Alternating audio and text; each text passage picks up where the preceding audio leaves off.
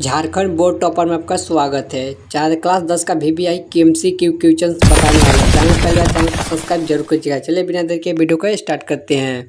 JAC board Jharkhand अधिपरिषद राज्य के लिए क्लास 10 के सही बच्चों के लिए एक बहुत ही बड़ी यहाँ पे आ चुकी है। ठीक है, यहाँ पे सबसे पहले आपको बताएंगे क्या, ठीक है, MCQ क्वेश्चन आपको VBI जो आपके एनुअल सेकेंडरी एग्जाम में 25 यानी कि आपके यहाँ पे क्लास 10 का जो 10वां का इसका जो 25 पे एग्जाम देने वाले बच्चे हैं उनके लिए यहाँ पे बहुत ही बड़ी VBI क्वेश्चन लेकर आए हुए हैं MCQ का। तो वहीं पे देखिए यहाँ पे विज्ञान का, ठीक है, सब्जेक्ट या साइंस का क्वेश्चन लाए हैं जो आपके एग्जाम में डायरेक्टली पूछे जाने वाले हैं। तो वीडियो को अंत तक जरूर देखिएगा। चलिए हम लोग बिना देर के वीडियो को स्टार्ट कर लेते हैं। सबसे पहले आप देखिए आपका जो एग्जामिन टाइम में रहेगा 1.5 घंटा का समय दिया जाएगा। साथ ही आपको यह 3 मार्क्स के नंबर आपके एग्जाम में से पूछने वाले हैं। आपको पता होगा कि आपका यहाँ पे, ठीक है, 50+, ठीक है, 50+ नंबर का आपका यहाँ जो होगा सब्जेक्टिव क्वेश्चन होगा। वहीं पे 30 नंबर का आपका ऑब्जेक्टिव होने वाला है। ठीक है, दोनों मिलाकर करिएगा तो आपका टोटल 80 नंबर का पेपर है। 80 नंबर में से ठीक है 80+ में आपका प्लस में 20 नंबर का स्कूल से मिलने वाला है, यानी कि टोटल मिलाकर आपके 100 नंबर का क्वेश्चन होने वाले हैं। तो इस क्वेश्चन को पूरे अंत तक देख लीजिएगा, आपको यहाँ से एग्जाम में डायरेक्टली पूछे जाने वाला है। ये वो क्वेश्चन है जो हमेशा यहाँ पे जैक बोर्ड में पूछे जाने वाले क्वेश्चन है। तो चलिए हम लोग बिना देर के वीडियो का स्टार्ट करते हैं। तो सही बच्चे यहाँ पे क्वेश्चन को आंसर देने के लिए तैयार हो जाइए और देख बताइएगा आपने कितना में से कितना सही किया है। नंबर पहला में देखिए पूछ रहा है कि उत्तल दर्पण द्वारा बना सदैव प्रतिबिंब जो होता है वो कैसा होता है। ठीक है, तो उत्तल दर्पण जो बना होता है सीधा होता है। ठीक है, सीधा होता है, काल्पनिक के साथ सीधा होता है। तो इसको सीधा राइट ऑप्शन डी को करेक्ट करेंगे। वहीं पे देखिए चलिए अगला क्वेश्चन देखते हैं। अगला क्वेश्चन में देखिएगा क्वेश्चन नंबर 2 हमसे पूछ रहा है कि गोलीय दर्पण का फोकासंतर, ठीक है, उसके कता त्रिज्या के कितना गुना होता है। जो गोलीय दर्पण का फोकसांतर होता है वो कता त्रिज्या कितना होता है। तो आप सबसे पहले पे फिगर देखिएगा। ठीक है, ध्यान से देखिए फिगर आपका इस प्रकार के 2 दर्पण होता है। यहाँ पे देखिए, यहाँ पे जो होता है कता केंद्र होता है C होता है, यहाँ पे जो होता है यहाँ पे फोकस होता है, यहाँ पे फोकस होता है। तो इसका कितना होता है, कता केंद्र के आधा होता है। ठीक है, आधा होता है। तो ऑप्शन नंबर इसका बी राइट हो जाएगा। क्या ऑप्शन नंबर बी करेक्ट हो जाएगा, आधा होता है। चलिए अगला क्वेश्चन देखिए। क्वेश्चन नंबर 3 में ध्यान से देखिए, यहाँ पे पूछ रहा है कि अवतल दर्पण द्वारा, ठीक है, अवतल दर्पण की फोकस दूरी होती है, यानी कि अवतल दर्पण की जो फोकस दूरी वो क्या होती है। तो यह हमारा ऋणात्मक होती है। ठीक है, ऑप्शन नंबर इसको सी को करेक्ट कीजिए, ऑप्शन नंबर सी को करेक्ट कीजिए क्योंकि ऋणात्मक होती है। चलिए देखिए अगला क्वेश्चन नंबर 4 को सभी लोग ध्यान कीजिएगा, ध्यान से देखिए। क्वेश्चन नंबर 4 को नहीं छोड़ना है। ऐसे क्वेश्चन यहाँ में आपको डायरेक्टली यहाँ पे पूछे जाने वाले हैं। क्वेश्चन नंबर 4 में पूछ रहा है कि हजामी दर्पण के रूप में किस दर्पण का उपयोग किया जाता है। हजामी दर्पण का मतलब कहा जा रहा है कि आपका जो भी गाँव शहर में देखा होंगे जो सैलून होता है, ठीक है, सैलून में किस दर्पण का उपयोग किया जा रहा है उसका यहाँ नाम बदलकर हजामी दर्पण बोला जाता है। एग्जाम में इसी प्रकार का क्वेश्चन पूछे जाएंगे। ठीक है, इसलिए इसको याद रखिएगा। बोला सैलून में कैसा दर्पण होता है। ठीक है, तो जो आपको बाल कटवाने जाते हो तो सैलून में यहाँ अवतल दर्पण का उपयोग किया जाता है। आप देखेंगे शीशा लगाया जाता है, जो मिरर होता है वो अवतल दर्पण का लगा हुआ होता है। चलिए क्वेश्चन नंबर देखिए अगला में दिखाते हैं। यहाँ पे देखिए लिखा हुआ है क्वेश्चन नंबर 5 को ध्यान से देखिए। ठीक है, गोलीय लेंस के मुख कितने प्रकार के होते हैं। जो गोलीय लेंस होते हैं किस प्रकार के होते हैं, कितने मतलब कितने प्रकार के होते हैं। तो यहाँ पे देखिए पहला होता है उत्तल लेंस। ठीक है, क्या होता है, उत्तल लेंस होता है इस प्रकार का होता है, और दूसरा का होता है हमारा यहाँ पे अवतल लेंस। ठीक है, फिगर थोड़ा सा टेढ़ बन जाए उससे दिक्कत नहीं है। ठीक है, अवतल लेंस। ठीक है, देखिए पहला होता है उत्तल, फिर दूसरा का होता है अवतल, यानी कि 2 प्रकार के होते हैं। 2 प्रकार के होते हैं, यानी ऑप्शन नंबर बी करेक्ट है। ठीक है, ऑप्शन नंबर बी करेक्ट है। चलिए अगला क्वेश्चन नंबर देखते हैं। क्वेश्चन नंबर 6 सभी लोग क्वेश्चन का फटाफट आंसर भी दीजिएगा। कमेंट में बताइए कि आपने कितना में से कितना सही किएंगे, इसका भी दीजिएगा। देखिए 6ठा नंबर क्वेश्चन देखिए हमसे क्या पूछ रहा है। देखिए उत्तल द्वारा वास्तविक अबाधित प्रतिबिंब बनता है जब वस्तु स्थित होता है। जब वस्तु कहाँ पे स्थित होता है सबसे बड़ा बनता है। तो हमसे पूछा उत्तल दर्पण, उत्तल लेंस के लिए। ठीक है, तो हमको देखे क्या होता है, उत्तल लेंस इस प्रकार का होता है, यहाँ से हमारा ऐसे पार हुआ होता है। तो जब हमारा ये, ठीक है, यहाँ पे देखिए क्या है, जब हमारा यहाँ फोकस, ठीक है, फोकस और यहाँ पे 2F, ठीक है, 2F हो जाता है। ठीक है, सॉरी यहाँ पे देखिए हमसे गलती लिखा है। ठीक है, यहाँ पे क्या होता है 2F, यहाँ होता है F, यानी कि कता के अंदर होता है, और यहाँ पे भी F हमारा होता है। जब हम इसके बीच में रखेंगे, यहाँ से सीधा यहाँ से जाएगा तो ये हमारा सबसे बड़ा प्रतिबिंब बनता है। क्या होता है, सबसे बड़ा प्रतिबिंब बनता है। तो इसको कहाँ रखेंगे, तो ऑप्शन में इसका बी राइट हो जाएगा। ठीक है, ऑप्शन में बी करेक्ट हो जाएगा। F और 2F के बीच में रखेंगे तो सबसे बड़ा प्रतिबिंब बनता है।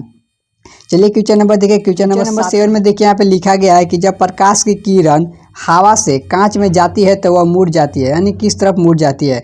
जब देखिए यहाँ पे एक प्रकाश है, ठीक है, यहाँ मानी के नीचे पानी है, यानी कि कुछ शीशा कांच है, और ऊपर हवा से आती है, इस प्रकार से आती है। तो ये थोड़ा सा अभिलंब, ये मानी का अभिलंब हमने खींच दिया तो ये थोड़ा सा मुड़ जाती है। ठीक है, ऐसे मतलब ये थोड़ा सा ऐसे हो जाती है, यानी कि ऐसे जाने के बजाय 90 डिग्री जाने पर थोड़ा सा मुड़ जाती है, यानी कि अभिलंब की ओर झुक जाती है। ठीक है, अभिलंब की ओर झुक जाती है। ऑप्शन नंबर टी करेक्ट है।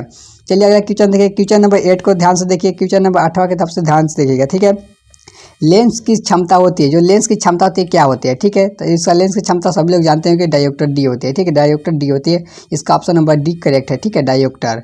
चलिए अगला क्वेश्चन देखते हैं। क्वेश्चन नंबर देखिएगा, क्वेश्चन नंबर 9 का सभी लोग आंसर दीजिए। यहाँ पे देखिए सबसे पहले है कि हमारे नेत्र लेंस में होता है, जो हमारा नेत्र लेंस होता है यानी कि आँख में हमारा कौन सा लेंस होता है, तो यह होता है उत्तल लेंस, ठीक है, उत्तल लेंस होता है। ऑप्शन नंबर इसका बी करेक्ट है। चलिए अगला क्वेश्चन देखते हैं। क्वेश्चन नंबर 10 में देखिएगा लिखा गया है कि आँख के लेंस की औकाता त्रिज्या नियंत्रित करती है, यानी कि आँख की नेत्र की औकाता त्रिज्या जो नियंत्रित कौन करती है, तो ये हमारा परितारिका करती है। कौन करती है, परितारिका करती है। ऑप्शन नंबर इसका चौथा करेक्ट है। चलिए क्वेश्चन नंबर 11 देखते हैं। एक सारे इंपॉर्टेंट क्वेश्चन है जो जैक बोर्ड में हमेशा पूछे गए हैं, ठीक है। इस क्वेश्चन को ध्यान से देखिएगा। अस्पष्टदृष्टि दोष की अधिकतम मान होती है, यानी कि हमारी जो आँख होती है कितनी दूर तक देख सकती है, तो ये बहुत अनंत होता है। क्या होता है, अनंत होता है। ऑप्शन नंबर डी करेक्ट है। लेकिन अगर आप वहीं से पूछ दे, ठीक है, आपको वहीं पे पूछ दे कि अधिकतम की जगह यहाँ पे न्यूनतम दूरी दे दे, ठीक है, न्यूनतम दूरी दे दे, तो आपका यहाँ पे 25 सेंटीमीटर होता है। क्या होता है, 25 सेंटीमीटर। ऑप्शन नंबर ए हो जाएगा। यहाँ पर न्यूनतम पूछे तब, लेकिन यहाँ पर अधिकतम पूछा है तो इसलिए हमारा यहाँ पे क्या हो जाएगा, अनंत हो जाएगा। ऑप्शन नंबर इसका करेक्ट है। चलिए अगला क्वेश्चन देखते हैं। क्वेश्चन नंबर देखिएगा 12 में। क्वेश्चन नंबर 12 में देखिए देखा गया है कि अवतल लेंस के चश्मे का उपयोग करके दृष्टि दोष को दूर किया जाता है। जो अवतल लेंस का चश्मा होता है उसको दूर किस लेंस से किया जाता है, तो यहाँ पे देखिए अगर अवतल लेंस दे तो सीधा आप यहाँ पे निकट दृष्टि दोष मारिएगा।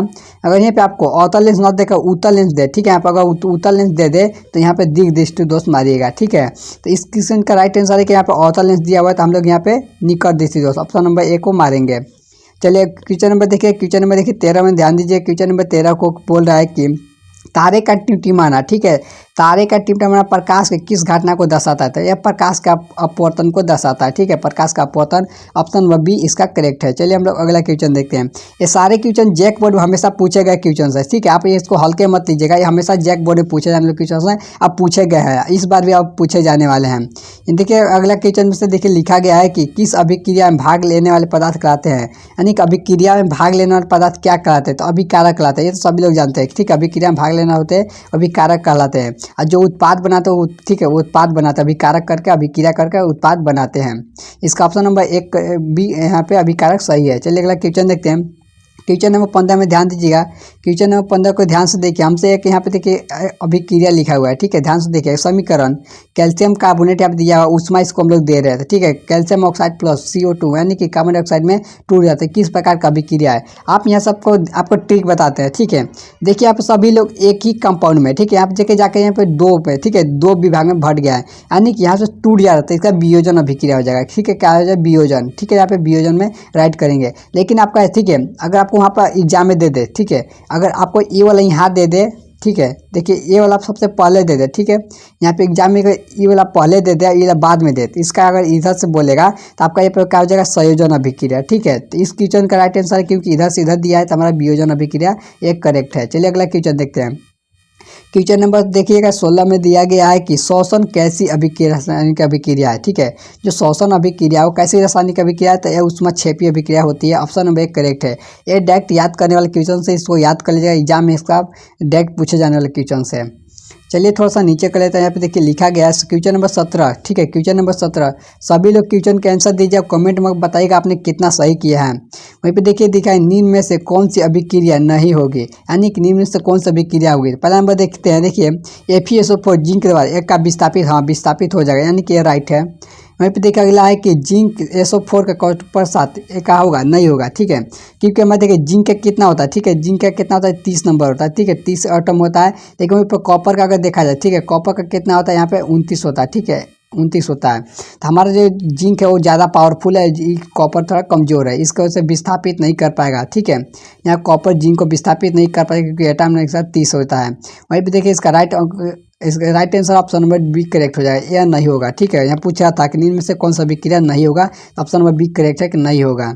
चलिए क्वेश्चन नंबर अगला देखिए। क्वेश्चन नंबर देखिए 18 में ध्यान से देखिएगा। यहाँ पे देखिए लिखा गया है कि निम्न में से कौन सा संतुलित समीकरण है। संतुलित समीकरण का मतलब होता है कि जितना एटम इस पार है, ठीक है, अगर मान लीजिए कि इस पार अगर एटम 2 है तो इधर इस तरफ भी 2 ही होना चाहिए, अगर इधर 4 है तो इधर भी 4 ही होना चाहिए, तभी इसका जाकर संतुलित समीकरण कहते हैं। तो चलिए हम लोग देखते हैं सबसे पहले किस में बराबर है।